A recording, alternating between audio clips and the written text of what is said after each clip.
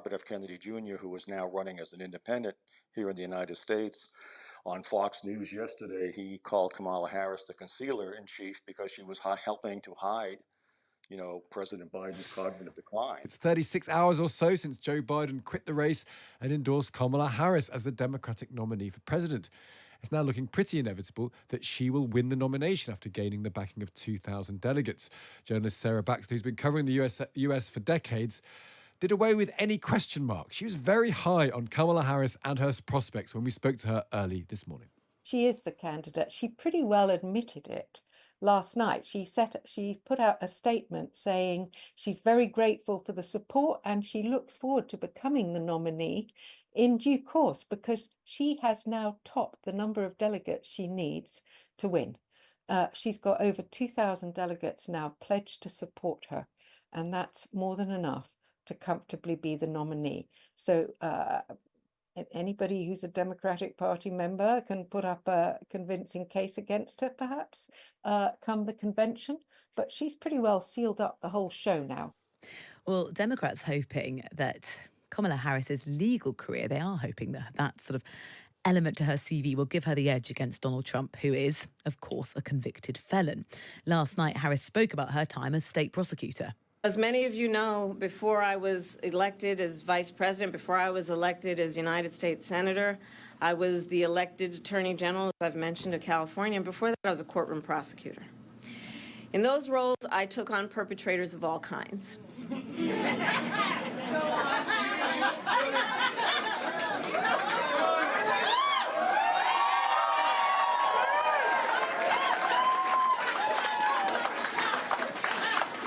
Predators who abused women, fraudsters who ripped off consumers, cheaters who broke the rules for their own gain. So hear me when I say, I know Donald Trump's type. Yeah, are they killer attack lines, or are they going to cement some people's views that the whole legal system is politicized against Donald Trump? I mean, everyone in America knows Donald Trump's legal and criminal record, don't they? Does having a prosecutor make it... That was the argument about Keir Starmer and Boris Johnson, wasn't it? That Keir Starmer, as a prosecutor, was able to go after Boris Johnson for committing offences. But it might have made more of an impact if Biden was able to capitalise on that in the debate, and he wasn't. Yeah, that's an interesting point. Well, that's the flavour of how Kamala Harris might attack her rival Donald Trump. The question, obviously, is she going to be better than Biden at it? And now, how will the Republicans respond? They built an entire campaign, messaging and strategy on the fact they were going up against Biden. They are now going up against Harris. What does that mean for the Republican Party? We've been speaking to Doug MacKinnon, who used to advise both Ronald Reagan and George Bush. I think, honestly, it's probably going to make them a little bit nervous, because, again, they prepared for Team Biden, and now they're going to get Team Harris. And that brings in some other complications. Over the last number of years in the past, I worked on 3 winning presidential campaigns, and they're never easy. It's always a struggle. And again, as you said, you sort of game plan for the one team, and all of a sudden they switch out and bring another entirely new team onto the pitch, and it's a little bit of a complication. But I think they prepared for that. I know the Trump campaign has been game planning for the fact that, obviously, for a lot of Americans, it seemed that President Biden had some cognitive issues over the last year or so. And so I think everybody was prepared for this. Will they make anything of the fact that it's looking like Biden decides to leave, he sort of passes the torch on to Kamala, she gets all the Democratic supporters behind her, all the money carries on flowing in. It's not very democratic.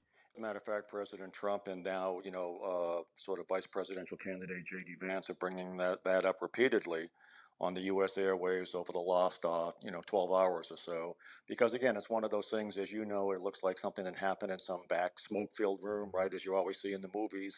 And all of a sudden, Kamala Harris walks out anointed, as opposed to a lot of Democrats, and a lot of Democrats are still hoping that come the convention in late August, that they would have an open convention and give other candidates a chance to express themselves, how they could better defeat Donald Trump if they were picked.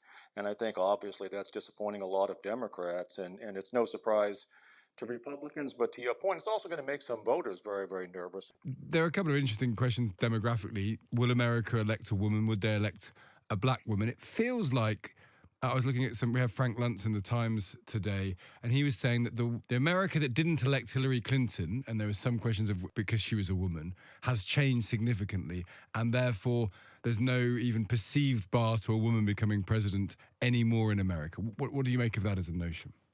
I think that's probably correct. I mean, you're talking to someone as a conservative. I grew up in abject poverty. I was evicted from 34 homes by the time I was 17. I grew up living in cars, and I grew up as a white child, predominantly in black projects, and I was often the only white child in my class. But again, guess what? For me, that was a blessing. I discovered at an early age that Black America was a great America. Some single black moms were my role models back then and my enduring heroes. So I think the nation has obviously moved on past that, and we showed that the United States showed that with the election of Barack Obama twice. I think it comes down more to merit. Generally speaking, in politics, there is an incumbency benefit, although Trump didn't get one when he was there. Can you get an incumbency benefit if you're the VP to someone who walks away like Biden? Generally not. Since maybe 1876, there's only been one vice president that was elected on their own, and that was my old boss, President George H.W. Bush, who basically had very long coattails from my previous boss, which was President Ronald Reagan. For Vice President Harris, the Trump campaign is really going to go after on was she covering up for President Biden for his cognitive decline. I think Robert F. Kennedy Jr., who is now running as an independent here in the United States, on Fox News yesterday, he called Kamala Harris the concealer in chief because she was helping to hide, President Biden's cognitive decline. And then that's going to be an issue as well. Is that fair, though? Because it looked like the person who's being most concealed over the last 4 years was Kamala Harris herself. She sort of disappeared into Washington. She wasn't fronting up Joe Biden. It felt like one of the knocks against her, actually. She's done nothing for the last 4 years. Well, I think that also came out over in your press. I think, someone from the European Central Bank, maybe yesterday called Kamala Harris invisible, right? And that particular person did not think she was electable. And that's always been one of the knocks, because again, obviously when President Biden came into power, he basically assigned the southern border of the United States to Kamala Harris and said, look, you take care of it, you protect it, you figure out how to stop the flow. And obviously most Americans believe that, she failed in that task. And that's one of the talking points that President Biden and J.D. Vance are going to hit her with nonstop. Trump looks quite young next to Biden. He's now got someone who is younger than him, who presumably is actually, is it fair to say, stronger cognitively than him? Trump has his own problems in certain areas. Is that going to be an issue? Coming out of the assassination attempt, he looked ever so strong. Compare him against Biden, he looked really strong. If you compare him against a younger person, a younger woman, does that strength become a bit of a weakness? Well, I don't know if it becomes a weakness, but I think, again, if I were advising the Kamala Harris campaign, I would certainly tell them to roll that out, right? Run it up the flagpole and see who salutes it, because, it may be an issue that's going to stick with some voters. I mean, I know President Trump, to some extent. I've known him off and on since 1992. I saw him recently. He seems as sharp and as vigorous as ever. But again, that's obviously a tactic. And I think, by the way, they already, meaning the Kamala Harris campaign, started speaking about that today and making that exact comparison. So we'll just see if it sticks with the American people. We're 105 days to go here. Doug, what do you think? Can you see a President Harris? I mean, you can see anything. Again, these things are always a bit unpredictable. Like I said, in 2016, 5 weeks before the election, I actually was one of the naysayers. And I said, look, I think then businessman Trump is not only going to win the election, I said he's going to get about 306 electoral votes and win Pennsylvania, and I got ridiculed quite a bit, but that's exactly what happened. So if I had to bet again, I still believe that President Trump will win a re-election comfortably, but I think he would have won in a landslide against, President Biden. So, we'll see. But again, they have elections to prove people like me wrong, right? So we have to see what happens. Doug, great pleasure to speak to you as ever. Thanks so much for talking to us.